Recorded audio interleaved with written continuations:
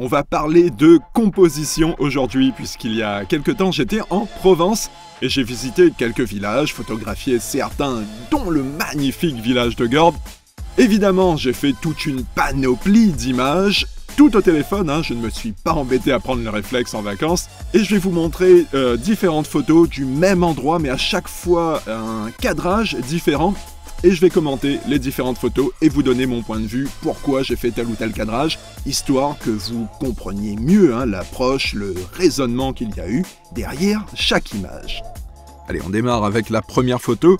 Celle-là, c'est celle que vous ferez tous normalement lorsque vous irez à Gordes, puisque le plus beau point de vue est très facile d'accès, c'est en bordure de route. Et cette photo, c'est le premier cadrage que j'ai fait quand je suis arrivé sur place. Là, il n'y a pas de très grande recherche de composition. Cette photo, c'est juste pour prendre un petit peu la température, se faire une idée de comment rendre l'endroit en photo. Je fais toujours une photo toute simple comme ça. Et dans un second temps, j'affine un petit peu plus le cadrage. Et d'ailleurs, un cadrage qui, là, n'est pas parfait non plus, puisque si on regarde bien, elle penche un petit peu cette photo, mais j'ai choisi de vous montrer tel quel les cadrages d'origine, tels que je les ai pris. J'ai juste retouché la colorimétrie avec mes presets Lightroom, mais redresser une photo qui penche un petit peu comme ça, c'est super facile. Je vous ai d'ailleurs déjà montré ça dans la vidéo lorsque je parlais du mode HDR de Lightroom.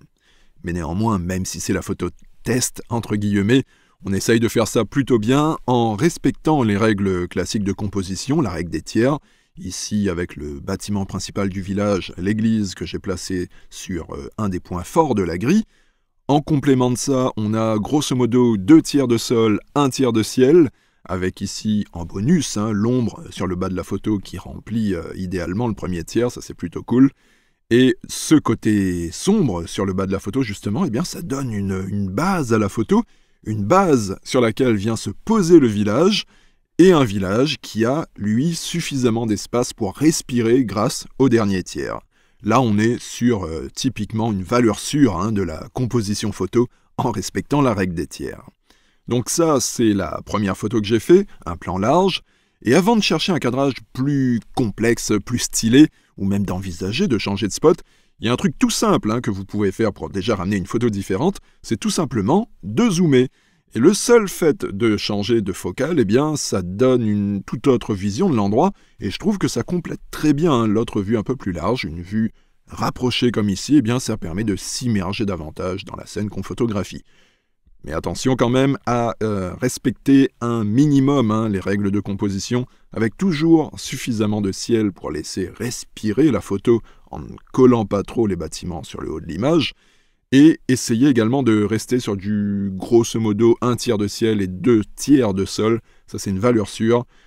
Après, l'église ici n'est pas sur un des points forts, mais c'est pas très grave, puisque déjà, je ne voulais pas couper le château, et de 2, le château justement équilibre la masse que représente l'église, et au final, on peut dire que les éléments importants de la photo restent sur un des points forts de la grille de composition, donc ici, une compo simple, mais qui fonctionne. Donc on a vu un plan large, un plan serré. Qu'est-ce qu'on pourrait faire d'autre ici ? On pourrait faire ce que j'aime le plus, c'est-à-dire intégrer un premier plan. Et pour ça, je reprends vite fait la première photo. Et à partir de là, on va imaginer que sur le terrain, on va se reculer un petit peu et qu'on va se baisser un petit peu également pour se retrouver dans cette configuration. Et vous voyez ce petit muret ? On n'y pense pas forcément quand on est sur place. On est tellement émerveillé par le village lui-même qu'on oublie de regarder un petit peu autour de soi, alors que bien souvent, on a des éléments très intéressants qu'on peut intégrer à la photo. Et ici, ce petit muret, du fait qu'il soit fait avec de vieilles pierres, je trouvais que ça faisait un excellent rappel du village, qui lui est aussi évidemment fait tout en vieilles pierres. Et l'intérêt d'un premier plan comme ici, c'est que ça permet de donner de la profondeur à la photo en créant un étage supplémentaire. On a moins l'impression d'être un simple spectateur face à une image plate. Là, grâce au premier plan, on a davantage l'impression d'une image en 3D, une image qui a du relief.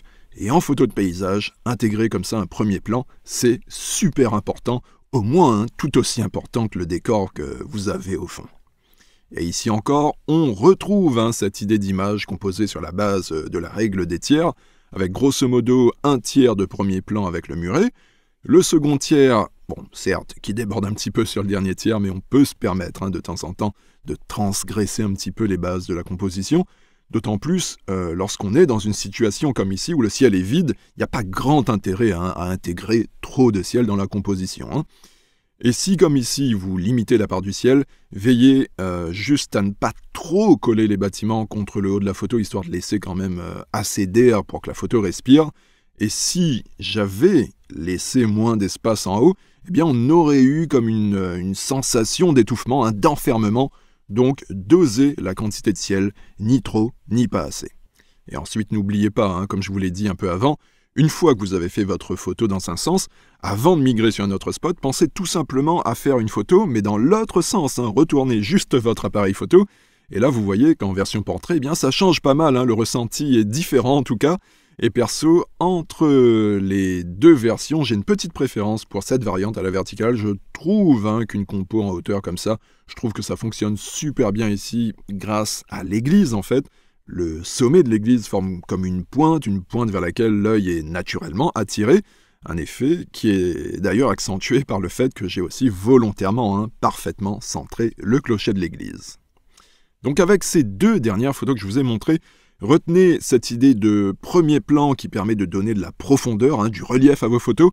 Pensez-y, quand vous ferez vos photos de paysage avec un premier plan, eh bien, souvent, vos photos seront beaucoup plus intéressantes à regarder qu'une photo sans premier plan. Et ensuite, qu'est-ce que j'ai fait ? Sur le terrain, j'ai continué à faire d'autres photos. C'était en toute fin d'après-midi, la lumière est devenue un petit peu moins franche, un petit peu moins intéressante. Mais pourquoi pas, on est là, on shoot. Et vous voyez que je suis revenu sur une version sans premier plan. Même si je préfère les photos avec premier plan, c'est bien de varier. Mais je me souviens, lorsque je l'ai prise, j'avais remarqué la maison en construction en bas qui faisait pas super jolie dans le cadre. Donc finalement, je suis revenu sur un cadrage avec un premier plan, histoire de cacher justement la maison en construction. Et ça me plaisait beaucoup mieux comme ça. Je suis un grand fan des premiers plans sur les photos, vous l'avez compris. Donc là, c'était la fin d'après-midi. Ensuite, je suis resté un petit peu sur place pour attendre l'heure bleue et que le village s'éclaire. C'est clairement le plus beau moment pour les photos. Donc en attendant le moment idéal, j'ai fouillé un petit peu dans les parages, histoire de changer un petit peu de cadrage pour varier un peu, jusqu'à ce que je trouve ce rocher qui rendait vraiment pas mal comme premier plan. Et après avoir affiné mon cadrage, eh bien j'ai patienté jusqu'à ce que le ciel s'assombrisse, que les lumières du village s'allument peu à peu. Et l'image finale que j'ai ramenée à l'heure bleue, c'est celle-ci, avec, une fois encore, un premier plan sur lequel va venir se poser le reste de l'image. Quelques mots sur cette compo. Déjà, il faut savoir que le rocher au premier plan, je ne l'ai pas cadré comme ça au hasard. Si j'ai décidé de mettre cette quantité de rochers, c'est déjà qu'il fallait trouver le bon équilibre, c'est-à-dire ne pas trop en mettre pour ne pas voler la vedette au village. Mais le rocher, il faut quand même en mettre suffisamment pour qu'on comprenne bien de quoi il s'agit comme premier plan. Encore une fois, question de dosage, c'est avec l'expérience qu'on apprend à bien gérer tout ça. Un rocher également, si on regarde bien, qui prend grosso modo le même espace que la partie ciel. On retrouve en plus une colorimétrie avec une luminosité similaire au ciel. Ça crée un chouette rappel, je trouve. Et enfin, ce rocher, concernant là où je l'ai mis dans le cadre, son positionnement, eh bien, je l'ai aussi choisi par rapport aux arbres qui sont derrière. Et en effet, sans le rocher, tout ce qui était derrière était complètement sombre. C'était que des arbres, pas de lumière donc, et ça aurait été tout noir, donc pas très intéressant ni très beau à intégrer dans l'image. Mais néanmoins, je trouvais quand même sympa la diagonale formée par le sommet des arbres. Donc j'ai fait en sorte d'aligner le rocher également dans le même axe, histoire de fluidifier la composition. Et enfin, quelques mots sur la lecture de l'image. Ici, cette composition, elle attire notre œil d'abord sur le bas de la photo avec le rocher. Ensuite, la diagonale nous fait remonter vers la gauche. Et là, grâce aux lumières de la ville et à la composition en elle-même du village, en fait, eh bien, on va serpenter en remontant jusqu'à atteindre le clocher éclairé de l'église, ce qui va clore la lecture de l'image. Et un clocher, une fois encore, centré, histoire qu'il n'y ait pas de doute possible sur l'interprétation de l'image. Ici, c'est bien l'église qui est en définitive l'élément majeur de cette photo. Et bien qu'elle soit relativement petite, cette église, eh bien la composition nous guide tout naturellement vers elle pour lui donner son importance. Et comme toutes les photos de cette série, je vous le rappelle, celle-ci a également été prise et traitée directement sur le téléphone en utilisant mes presets que vous pouvez vous procurer sur mon site, le lien est dans la description, des presets qui vous permettent de gagner énormément de temps sur vos retouches, puisque ça vous donne une panoplie de styles juste en cliquant sur les différents presets. Et au niveau technique, sur cette photo, il y a également un focus stacking qui a été fait pour rendre le rocher au premier plan parfaitement net, une technique que j'ai expliquée en détail dans la vidéo dédiée au focus stacking, je vous laisse regarder tout ça, et vous verrez que c'est très facile d'avoir des photos ultra nettes avec un iPhone. Allez, c'est tout bon pour aujourd'hui, n'oubliez pas de liker la vidéo si vous avez apprécié les explications, abonnez-vous à la chaîne également pour ne pas manquer la suite, et vous me direz, tiens, dans les commentaires, si vous préférez les photos de paysage avec un premier plan ou au contraire sans premier plan, je serai assez curieux de connaître votre avis là-dessus. Allez, à bientôt pour de nouvelles vidéos, bye bye.